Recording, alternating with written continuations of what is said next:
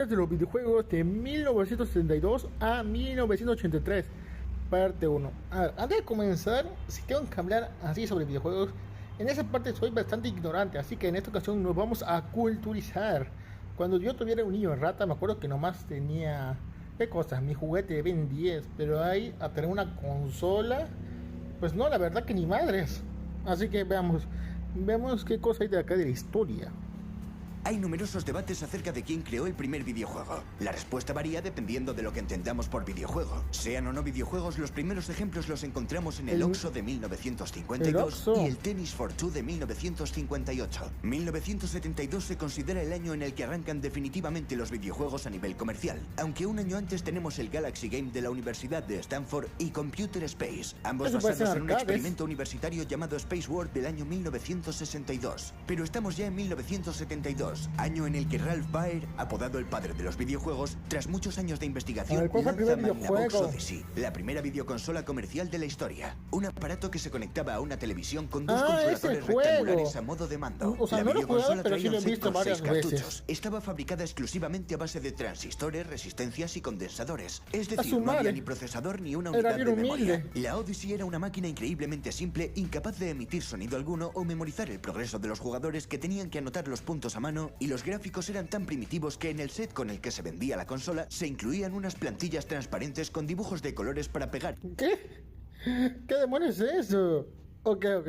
Eso sí no me lo esperaba. A la pantalla del televisor. Un mismo cartucho se podía jugar con plantillas diferentes. El set también incluía billetes, fichas de póker, dados y cartones para anotaciones, como si de un juego de mesa se tratase. La consola tuvo cierto éxito. Se vendieron ese año unas 100.000 unidades a unos $100 la unidad. Uno de los juegos era un ping-pong. Se desató la fiebre por este juego y compañías por todo el mundo comenzaron a desarrollar sus propias máquinas. Ese mismo año el ingeniero Nolan Bushnell funda junto a Ted Dabney la empresa Atari. Alquilan un pequeño taller en Silicon Valley. Bushnell había creado el videojuego Computer Space un año antes, un videojuego fallido por ser un adelantado a su tiempo y ser complejo de jugar. Bushnell tenía la determinación de hacer un videojuego que pudiera ser jugado por cualquiera. Bushnell acudió en 1972 a una feria y probó la videoconsola Magnavox Odyssey y jugó al juego de ping pong. Bushnell se dio cuenta de que el juego podía ser mejorado. Nolan Bushnell junto al ingeniero Al Alcorn se puso manos a la obra y crearon Pong. Para testar Pong, instalaron un prototipo en una taberna local con un televisor y una cajita donde caían las monedas que insertaba la gente que quería jugar una partida. Al día siguiente llamaron para decir que la máquina se había estropeado. No se había estropeado. El problema es que no cabían más monedas en la caja. Enseguida alquilaron... O sea que en menos de 24 horas, pucha, la gente le habrá estado dando a furas a la pobre máquina. Encontraron la mina de oro. Un edificio más grande que fabricaría unas 100 máquinas al día. A final del año 1974 ya habían colocado unas 10.000 en todo Estados Unidos. Pong fue un juego popular, pero la aparición de imitaciones fabricadas por la competencia impidió que Atari dominara el mercado de las máquinas recreativas. El siguiente reto fue alcanzar todos los hogares del país. En 1974, Bushnell y Atari decidieron hacer una versión de Pong para el entorno doméstico. Esta versión ya incluía un microchip, gracias a un acuerdo de marketing y distribución con los almacenes Sears. Sears les encargó 150.000 unidades para las navidades de 1975. Vendieron todas, a menos de $100 la unidad. En 1977, Atari sacó la consola Atari VCS, que revolucionó el mercado de los videojuegos domésticos e inició la nueva era de las consolas de videojuegos. Un año antes, para poder desarrollar el proyecto de la Atari VCS y conseguir financiación, Bushnell había vendido Atari a Warner Communications en $28 millones.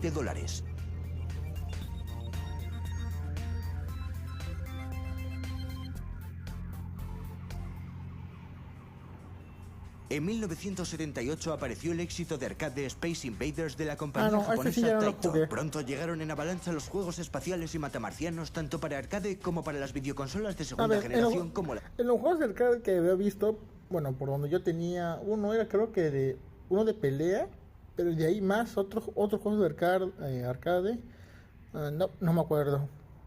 Era bien humilde mi zona. Mencionada Atari VCS, la Intellivision de Mattel o la ColecoVision. También la industria de los ordenadores portátiles estaba en auge y los videojuegos no fueron ajenos a estos. En 1980 la compañía Namco lanzó Pac-Man, que llevó a la compañía a tener el récord Guinness del videojuego de arcade más exitoso de todos los tiempos, acabando con el dominio de Space Invaders. Pac-Man se hizo tan famoso que llegó a tener su propia serie de dibujos animados. En 1981 aparece otro super éxito, Donkey Kong, un juego de arcade creado por la empresa japonesa Nintendo en el año 1981, concebido por Shigeru Miyamoto, que crearía en el futuro juegos que pasarían a la historia como Super Mario o The Legend of Zelda. La industria de los videojuegos estaba disparada, pero no todo iba a ser tan fácil. La Warner, desde que compró Atari, empezó a cometer errores que acabaron forzando la marcha de Bushnell en 1978. A las mentes que estaban detrás de los videojuegos no se les valoraba como se merecían. Esto provocó también en 1979 la marcha de 4 programadores, cuyos títulos suponían más de la mitad de las ventas de cartuchos de Atari en aquel momento. Estos 4... O sea, básicamente fue como lo que pasó Disney con DreamWorks. ¿Quién lo diría? Crearon su propia competencia. Programadores fundan Activision, el primer distribuidor independiente para la videoconsola de Atari. Pronto surgirían nuevos distribuidores. En 1982, Activision lanzó el super éxito de ventas Pitfall, que es considerado el primer videojuego de plataformas, con permiso de Donkey Kong. Los fabricantes de videojuegos eran numerosos. Los ingresos de Atari parecían no tener techo. Sin embargo, muchas empresas empezaron a producir demasiados juegos de bajísima calidad, llegando estos a ocasionar una notable reducción en las ventas de videojuegos. El juego... Pucha, creo que el día de hoy si tienes uno de esos cuesta bastante, pero en esta época dice que no valía nada. ¿Cómo no? El tiempo lo revaloriza. Y una enorme pérdida de la confianza en los clientes. Si no mal recuerdo, lo había enterrado. Saturado. La burbuja estaba a punto de estallar. Atari en secreto planeó un entierro masivo de cartuchos de videojuegos, consolas y computadoras en un vertedero de Nuevo México, Estados Unidos. En ese entierro había millones de títulos infumables como una adaptación de Pac-Man con muchas deficiencias o E.T. el extraterrestre, un videojuego en el que Pucha, qué feo ese Pac-Man, mano. Hasta me duele el ojo de solo verlo. Tienen una fortuna. Solo en derechos pagaron unos 25 millones de dólares. Las acciones de Atari cayeron y Warner, que había adquirido la empresa años atrás, acabó por venderla. Esto desembocaría en la quiebra de varias empresas norteamericanas dedicadas a la producción de ordenadores y videojuegos. Empezaron a surgir numerosas dudas sobre la viabilidad a largo plazo de la industria del videojuego. Muchos vaticinaron la muerte del videojuego para siempre, pero era una industria con mucho potencial. Pucha, pero ¿cómo? O sea, literalmente entretenimiento, a lo que a la gente le gusta. ¿Cómo es que has podido visualizar que eso no iba a funcionar? No sé, medio raro. Y aún le quedaba mucho desarrollo. El sector del videojuego consiguió recuperar la estabilidad que había perdido en los últimos años gracias, entre otras cosas, a una nueva consola que empezó a dominar el mercado japonés en 1983. Se trataba de la Family Computer, o Famicom, que 2 años más tarde sería bautizada con otro nombre y otro aspecto para el mercado norteamericano. Era la Nintendo Entertainment System.